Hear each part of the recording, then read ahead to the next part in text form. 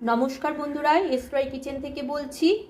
আজকে আমরা আমসত্ত্ব বানাবো। তার জন্য একটা বড় আম নিয়েছি। আমটাকে আমি মিক্সিতে ঘুরিয়ে নেব, জল ব্যবহার করব না এখানে। আমটা সম্পূর্ণ আমি ছেঁকে নিলাম, ফ্রাই প্যানের ভিতরে আমি ঢেলে দিল। এই কালারটাও আমার সুন্দর এসেছে। আমি ফজলি আমের করলাম। আমটা মিষ্টি অনুযায়ী চিনি দিতে হবে, আমাদের এক বাটি চিনিতেই হয়ে যাবে। লেবুর রসটা আমি দিয়ে দেব।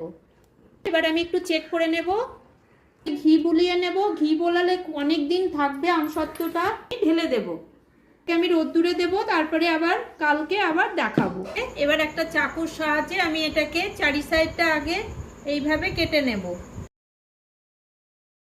এবার আমি পিস পিস করে এটাকে কেটে নেব। আমি রোল করে নেব। এই আমসত্ত্ব দিয়ে আমি আবার একটা মিষ্টি তৈরি করব। এইভাবেই বানাবেন আর আমাদের লাইক কমেন্ট শেয়ার করে আমাদের চ্যানেলটিকে সাবস্ক্রাইব করবেন।